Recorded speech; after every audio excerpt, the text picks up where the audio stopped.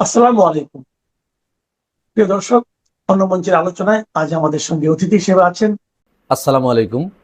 প্রিয় ভাই ও বোনেরা, আশা করি আপনারা সবাই ভালো আছেন। আমাদের কাছে মনে হচ্ছে পঞ্চগড় এক আসনের যিনি বিএনপি দলীয় সংসদ সদস্য জনাব ব্যারিস্টার নওশাদ জমির, তার সদস্যপদ হয়তো নাও থাকতে পারে। কারণ ইতিমধ্যে তিনি এমন একটি কাজ করে ফেলেছেন যে কাজটি করার কারণে আহ, সাধারণত যেটা হয়, পদ চলে যায়। কি করেছেন তিনি? আসেন আমরা একটু বোঝার চেষ্টা করি। ব্যারিস্টার নওশাদ জমির তিনি আহ, সরকারের বিরুদ্ধে অবস্থান নিয়েছে, বিএনপি সরকারের বিরুদ্ধে। আপনারা জানেন যে সরকার বেশ কয়েকটি অধ্যাদেশ বাতিল করেছে। 133টার ভিতরে 10টা ইতিমধ্যেই বাতিল করে ফেলেছে। এর ভিতরে অন্যতম হচ্ছে গুম কমিশন অধ্যাদেশ এবং জাতীয় মানবাধিকার কমিশন অধ্যাদেশ।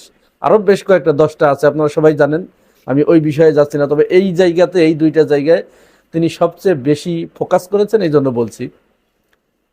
গুম কমিশন এবং জাতীয় মানবাধিকার কমিশন যে বাতিল করলো, এর জবাবে তিনি জাতীয় সংসদে চমৎকার একটি বক্তব্য দিয়েছেন এর বিরোধিতা করে।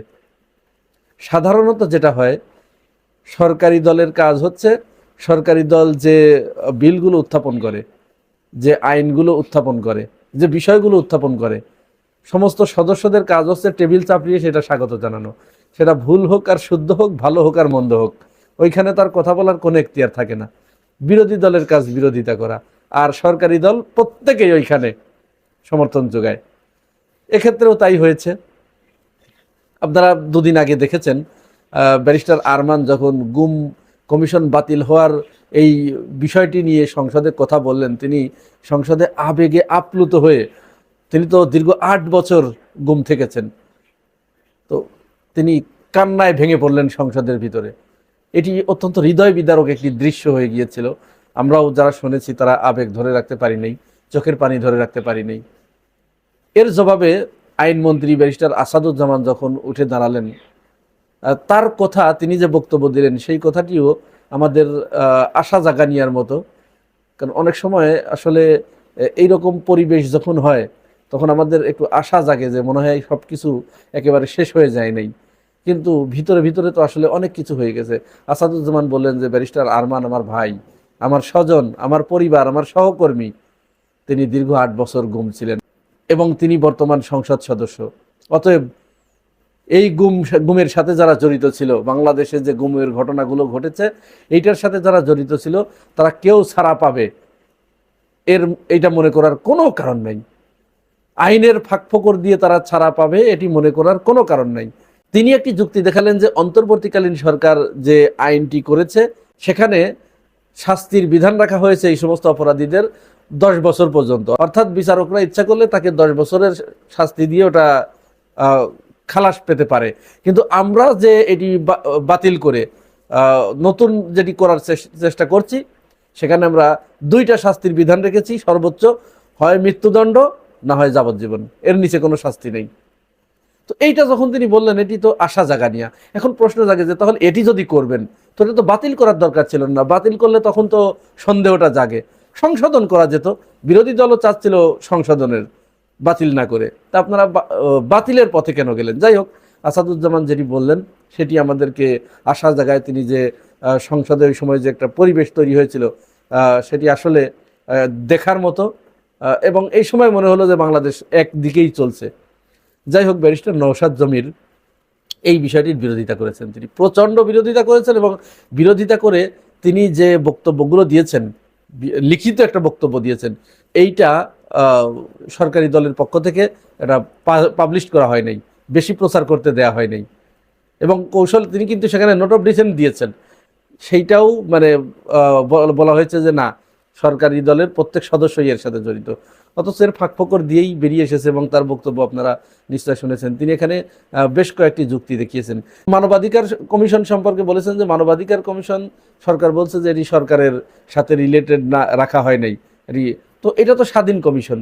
তিনি বলেছেন পৃথিবীর প্রতিটা দেশেই এই জাতীয় মানবাধিকার কমিশন এটি স্বাধীন। এটি যদি স্বাধীন না থাকে, তাহলে কাজ করবে কি করে? উদাহরণ দিয়েছেন যে এখন আপনি যে সংস্থার বিরুদ্ধে তদন্ত করবে মানবাধিকার কমিশন, সরকারি দল এখানে সুপারিশ করেছে যে এখানে সরকারের অনুমোদন লাগবে। মানবাধিকার কমিশন কোনো বাহিনীর বিরুদ্ধে বা কোনো সংস্থার বিরুদ্ধে যদি তদন্ত করতে চায় তাহলে সরকারের অনুমোদন নিতে হবে। আচ্ছা, এটা কি কখনো হয়? সরকারের অনুমোদন যদি নিতে যায়, যার বিরুদ্ধে, মানে নওশাদ জমিরের যুক্তি এটা, যার বিরুদ্ধে তদন্ত করবে তার কাছেই যে যদি বলে যে আমি কিন্তু আপনার কাছে বিরুদ্ধে তদন্ত করব, অনুমতি দেন, এটা হলেও কোনোদিন দেবে কোনোদিন এই প্রতিষ্ঠান? এরপরে সরকারের সদস্য যদি সেখানে থাকে তো সে তো বাধাগ্রস্ত করবে, প্রভাবিত করবে। এখন মনে করেন এই সেনাবাহিনীর ভিতরে বা বিভিন্ন বাহিনীর ভিতরে যারা এই গুমের সাথে জড়িত, তাদের বিরুদ্ধে যখন মানবাধিকার কমিশন তদন্ত করতে যাবে তখন সরকার এটা করতে দেবে? সরকারের অনুমোদন লাগবে, এবং তাদেরকে গ্রেপ্তার করতেও ওই প্রতিষ্ঠানের অনুমোদন লাগবে। তো এটা কি হয়? এটা তার মানে কি, এটা আদালত থেকে বিচারের যে বিষয়টা, এটা তাহলে সরকারের কাছে চলে আসলো না? বিচার বিভাগ থেকে নির্বাহী বিভাগে চলে আসলো না? এটা তো রাষ্ট্রের জন্য অশনি সংকেত। এই বিষয়গুলোই তিনি বলেছেন। এরপরে গুম সংক্রান্ত যে আন্তর্জাতিক সংস্থাটা আছে, এইখানে কিন্তু বাংলাদেশ স্বাক্ষর করেছে। তাহলে বাংলাদেশ যখন স্বাক্ষর করার পরে যদি এই গুমের বিষয়ে ওই অধ্যাদেশটি বাতিল হয়, তাহলে ওই চুক্তির লঙ্ঘন হয়ে গেল না? নওশাদ জমির এই কথাটিও বলেছে। এবং এইখানেও বলা হয়েছে যে সরকারি দল থেকে অধিক সংখ্যক সদস্য এখানে ইনক্লুড করতে হবে।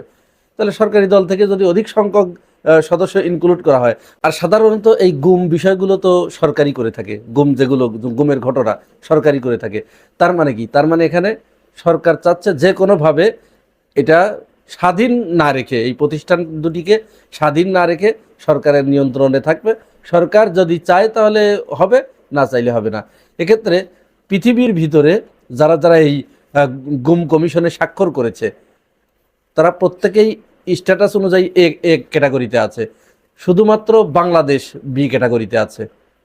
এখন যদি এই বি ক্যাটাগরি থেকে এ ক্যাটাগরিতে যেতে হয় তাহলে তো এইখানে আরও কাজ করতে হবে, অধিকতর কাজ করতে হবে। তো সেই জায়গাটাকে আরও রুদ্ধ করা হচ্ছে। ব্যারিস্টার নওশাদ জমির তিনি বলেছেন যে যদি এইটাকে এইভাবে রুদ্ধ করা হয় তাহলে এটি নিশ্চিত বি থেকে আরও বরং নিচের দিকে ধাবিত হবে, সিতে চলে যাবে, এতে যাওয়ার কোনো সুযোগ থাকবে না। আর যদি এইটাই হয় তাহলে বাংলাদেশ আন্তর্জাতিক অনেক সুযোগ সুবিধা থেকে, অনেক বিষয় থেকে বঞ্চিত হবে। আমি এই তার বক্তব্যের লিঙ্কটা কমেন্টস বক্সে দিয়ে দিব, আপনারা একটু কষ্ট করে পড়ে নেবেন। এই বিষয়ে আরও ডিটেলস কথা বলা যাবে। এখন সর্বশেষ যে প্রশ্নটা জাগে, তাহলে কি ব্যারিস্টার নওশাদ জমিরের সদস্যপদ থাকবে? কারণ তিনি তো সরকারি দলের বিপক্ষে চলে গেলেন, সাধারণত থাকে না। এখন আমরা অপেক্ষা করি তার ক্ষেত্রে কি হয় সেটা দেখার জন্য। দর্শক, ততক্ষণ ভালো থাকবেন। আল্লাহ হাফেজ।